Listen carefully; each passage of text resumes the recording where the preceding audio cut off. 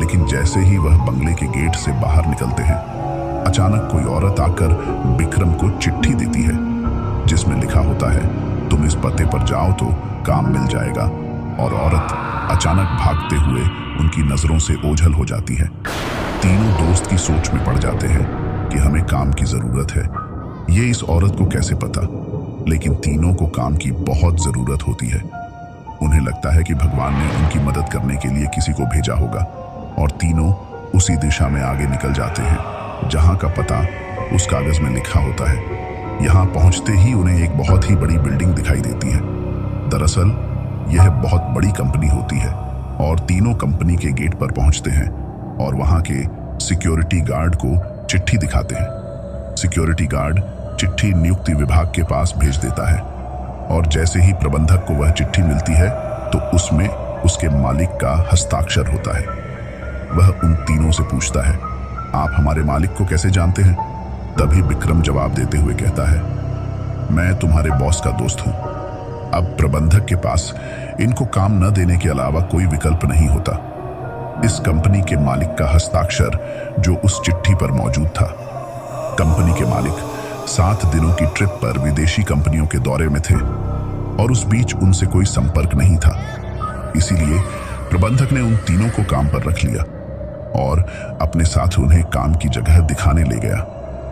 लेकिन विक्रम अचानक ही दूसरे रास्ते की तरफ मुड़ जाता है, और वह सीधे बॉस के चैम्बर के सामने पहुंचता है और दरवाजे के ताले को पासवर्ड से खोल देता है। कंपनी का प्रबंधक यह देख करके आश्चर्यचकित रह जाता है। उसे यकीन ही नहीं होता कि जो पासवर्ड केवल कंपनी के मालिक को पता है, वह इसे कैसे पता चला। अब प्रबंधक उसे कोई खास आदमी समझने लगता है।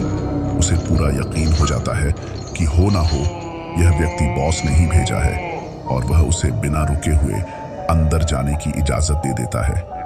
जॉन और सुनील यह सब देखकर समझ नहीं पाते कि विक्रम को यह सब कैसे पता। तभी अचानक विक्रम सभी को बॉस के चैम्बर से बाहर जाने को कहता है और चैम्बर का दरवाजा बंद कर देता है। कुछ ही घंटों के बाद प्रबंधक को बॉस का फोन आता है, और बॉस प्रबंधक से पूछता है कि मेरे कंप्यूटर को किसी ने इस्तेमाल किया था। तभी प्रबंधक सारी बात बता देता है। बॉस गुस्से में मैनेजर को बोलता है, जल्दी से जाओ और उसे रोको, नहीं तो मैं बर्बाद हो जाऊंगा। और जैसे ही प्रबंधक चैम्बर का दरवाजा खोलता है तो वह देखता है विक्रम बेहोश पड़ा है। प्रबंधक अपने सुरक्षा कर्मियों से उसे उठाने को कहता है और कुर्सी पर वापस बैठाता है। तभी विक्रम को होश आता है। प्रबंधक गुस्से में विक्रम को बोलता है, तुमने क्या किया? मेरे बॉस बहुत नाराज है।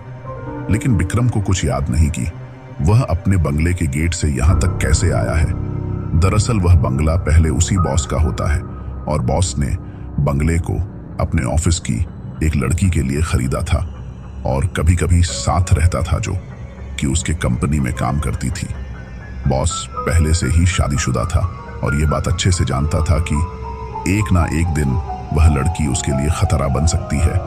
इसलिए वह उसकी निजी अश्लील वीडियो रिकॉर्ड कर लेता है, और जब एक दिन लड़की को यह बात पता चलती है तो दोनों में खींचातानी करते हुए लड़की के सर में चोट लग जाती है और वह दम तोड़ देती है। बॉस बंगले के गार्डन में ही लड़की को दफना देता है, और लड़की की मौत के साथ ही उसका राज दफन हो जाता है।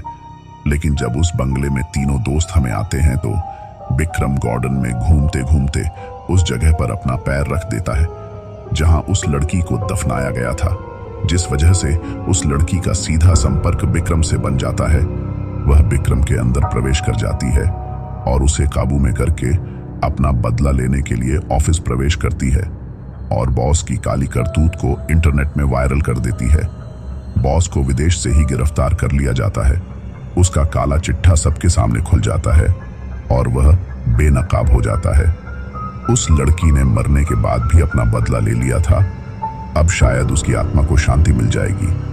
तीनों दोस्त उस बंगले को बुरा सपना समझकर भूल जाते हैं, और इस दर्दनाक भूतिया कहानी का अंत हो जाता है।